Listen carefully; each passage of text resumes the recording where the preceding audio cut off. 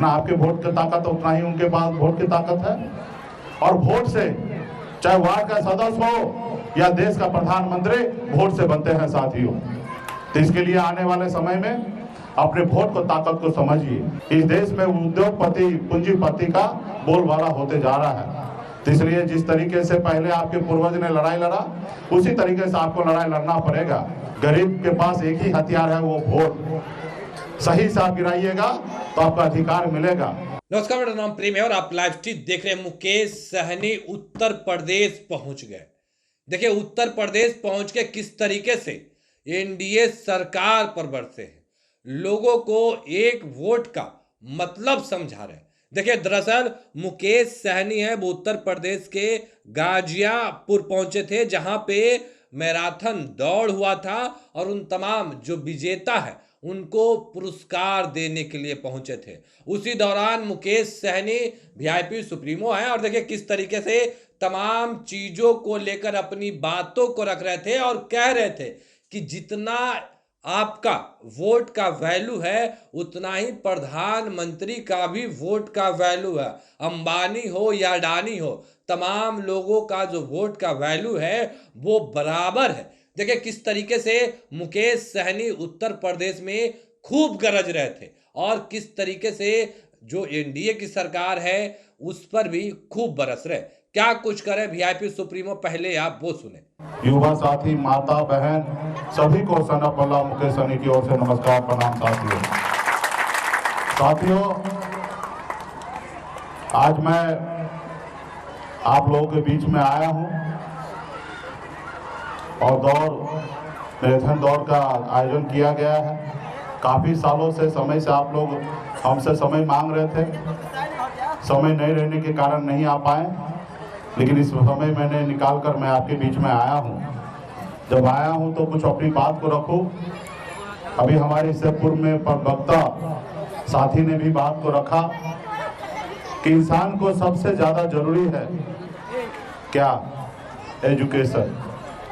एक रोटी कम खाइए, लेकिन सबसे पहले अपने बच्चे को पढ़ाइए, लिखाइए, काबिल बनाइए। जब तक आपका समाज शिक्षित नहीं होगा, जब तक आपके बच्चे पढ़े लिखे नहीं होंगे, तो इस समाज में बहुत सारे लोग चालाक हैं। वो चालाक जो है वो आपके बच्चे को वो गुलाम बना के रखेंगे, उनको गुमराह बना के रखेंगे। तो इससे सबसे ज़्यादा जरूरी है उस बच्चे को पढ़ा लिखा देना। जरूरी नहीं कि उनको नौकरी मिल जाएगा, लेकिन वो पढ़े लिखे होंगे तो बचपन से लेकर बुढ़ापा तक क्या काम करना चाहिए, क्या नहीं करना चाहिए, कहाँ पर कितना बोलना चाहिए, क्या बुरा काम नहीं करना चाहिए, क्या अच्छा काम करना चाहिए, सब चीज़ का ज्ञान होगा। मानो एक जिंदगी में, आपके जिंदगी में आँख का जितना उपयोग करते हैं, अब कुछ लिखा हुआ है तो आँख है तो आप पढ़कर बता सकते हैं, लेकिन अगर पढ़े लिखे नहीं हैं, आँख रहते हुए भी आप उस किताब को पढ़ नहीं सकते, यानी कि आप कह सकते हैं कि आँख से भी ज़्यादा आपके एजुकेशन की ज़रूरी है। तो इसलिए साथियों, यहाँ पे माता बहन बड़े संख्या में है। आप लोग पढ़ाई लिखाई अपने बच्चों को कराइए और निश्चित तौर पे इंसान की ज़िंदगी में सब चीज़ की आवश्यकता है। अपने स्वास्थ्य पे भी ध्यान रखा कीजिए, क्योंकि स्वास्थ्य रहेगा तो सब चीज़ रहेगा। तो इसके लिए सुबह उठना, व्यायाम करना, योगा करना। सैनिक में यहाँ पे हमें जो जानकारी मिला है कि सेना में बड़े संख्या में इस गांव से, इस अगल बगल के गांव से बड़े संख्या में सेना में है। हमने पहली बार मुंगेर जिला बिहार में मैं गया, एक प्रखंड में बहुत बड़े संख्या में, हजारों के संख्या में नौकरी में है वो शिक्षक में। और दूसरा अभी आपके गांव में मैं आया हूं, जहां पर मैं देखने के लिए मिल रहा, सुनने के लिए मिल रहा है कि बड़े संख्या में यहाँ पे लोग सैनिक में है। तो निश्चित तौर पे एक दूसरे को देखते हैं कि अगर जैसे मैं गांव से निकलकर मुंबई गया तो मेरे पीछे पीछे तकरीबन 500 लोग मुंबई में गए और बहुत ही मजबूती स्थिति में मुंबई में अपने कारोबार कर रहे हैं। अगर मैं नहीं जाता तो बड़े संख्या में नहीं आते। तो आपके पूर्वज या आपसे पहले जो लोग सैनिक में गए, उन्हीं को देखकर आप लोग में ज़्यादा से ज़्यादा संख्या में लोग सैनिक में गए हैं। तो ये सिलसिला रुकना नहीं चाहिए साथियों, ये सिलसिला आगे भी बढ़ना चाहिए।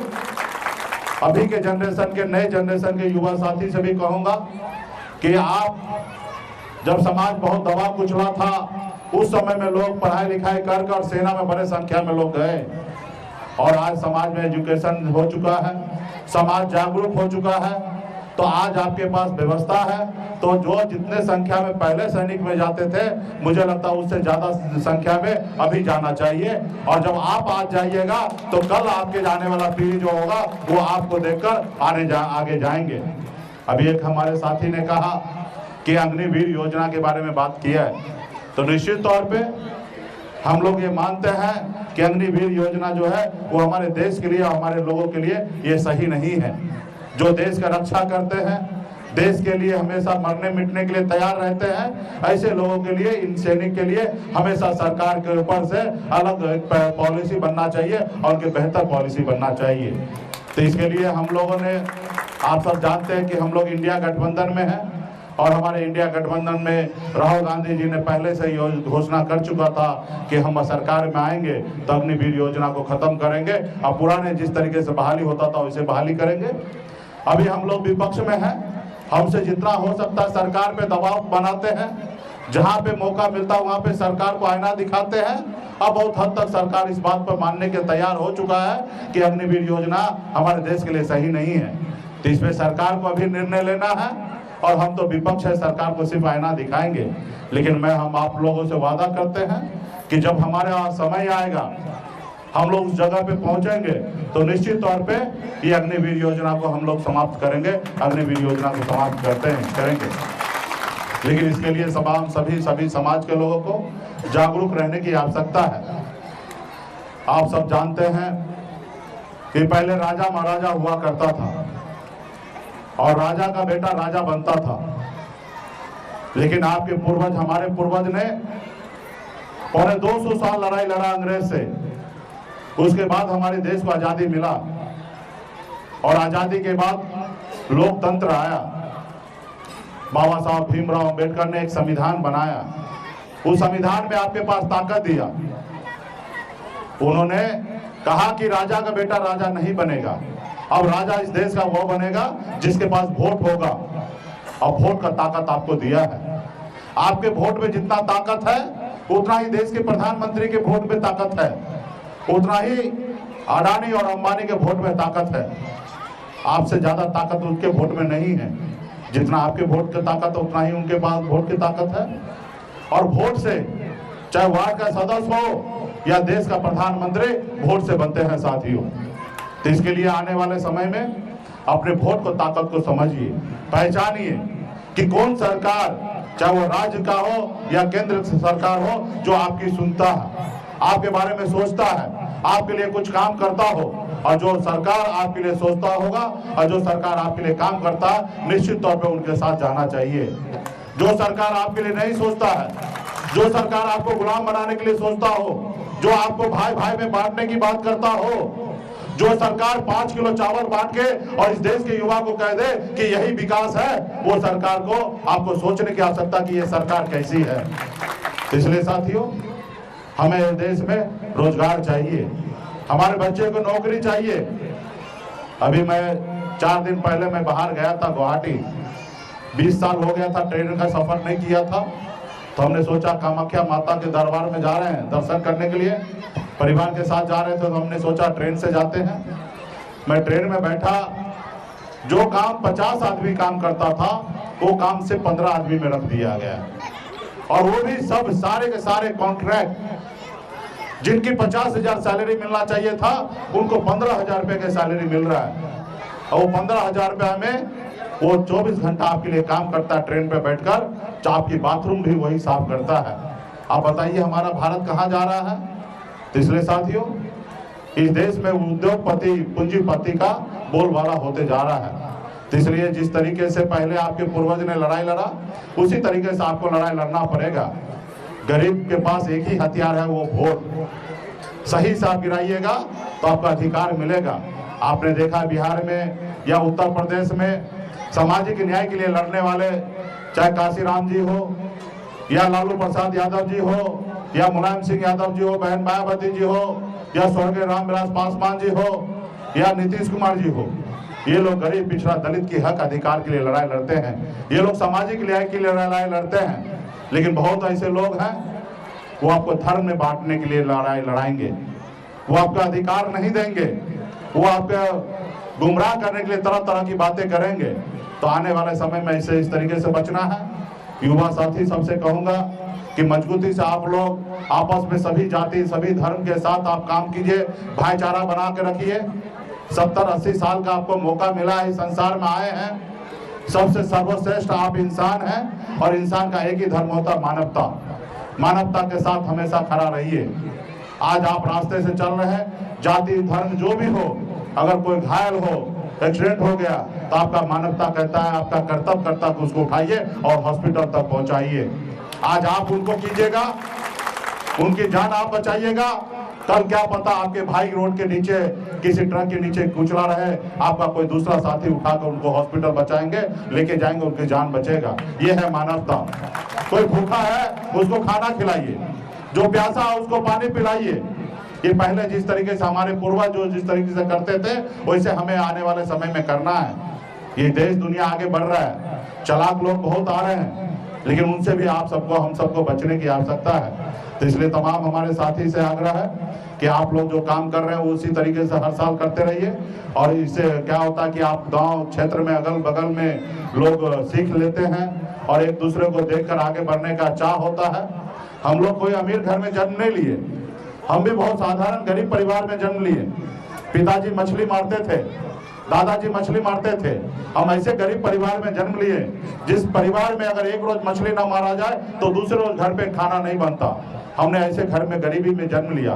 लेकिन मैंने 18 साल की उम्र में गांव छोड़कर मुंबई चला गया, वहां मेहनत किया, मजदूरी किया, अपने दम पर मुंबई जैसे शहर में हमने कामयाबी का झंडा गाड़ दिया। फिर मैं बेहतर जिंदगी जीने लगा, ऐशोआराम की जिंदगी जीने लगा। तो मैंने देखा कि लोग चांद पे घर बनाने के लिए सोच रहा है, लेकिन आज भी हमारी इस धरती पर हमारे लोगों के रहने के लिए घर नहीं है। और फिर मैंने बम्बई का ऐशोआराम जिंदगी को छोड़कर मैं बिहार, यूपी, झारखंड में अपने समाज को जागरूक करने के लिए पिछले 10 सालों से लगातार मैं लड़ाई लड़ रहा हूँ। साथियों, लड़ाई लड़ रहा हूँ। आज आपके समाज के बंगाल में आरक्षण मिल रहा है एससी का, आपके समाज को दिल्ली में आरक्षण मिल रहा है एससी का, लेकिन आपको नहीं मिल रहा है। इसके लिए हम लोग लड़ाई लड़ रहे हैं कि देश का प्रधानमंत्री जब एक है, देश का संविधान एक है, तो फिर हमारे साथ भेदभाव क्यों हो रहा है? हमारे एक भाई को आरक्षण दिल्ली में मिल रहा है तो उत्तर प्रदेश या बिहार में क्यों नहीं मिल रहा? आज इसके लिए लड़ाई लड़ रहे हैं। आप बिहार में चले जाइए, एक भी निषाद का बेटा कलेक्टर नहीं है।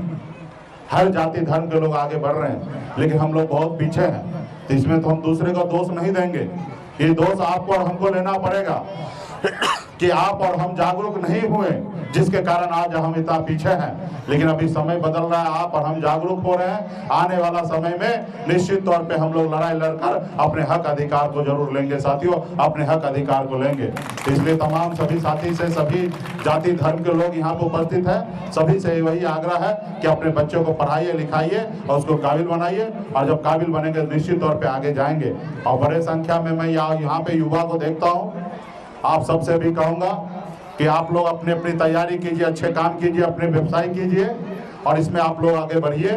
और कहीं कोई दिक्कत है, अगर 10-20 हज़ार रुपये की नौकरी की आवश्यकता है टेम्पोररी में, तो मनीष जी को फोन कीजिएगा, आप लोगों का उसका काम का व्यवस्था हम लोग करने का काम करेंगे। बहुत बहुत धन्यवाद आप सभी को। तो अभी आप मुकेश सहनी को सुन रहे थे, तमाम मुद्दे को लेकर क्या कुछ कहा उन्होंने या आपने सुना है। देखिए, हम लोग फिट कैसे रहे उसको लेकर भी उन्होंने काफी बातों को रखा, पर जो एनडीए की सरकार है उस पर भी जमकर के बरस रहे थे। क्या कुछ कर रहे थे मुकेश सहनी, आपने तमाम बयानों को सुना है। फिलहाल के लिए इतना ही। बने रहे लाइव के साथ। धन्यवाद।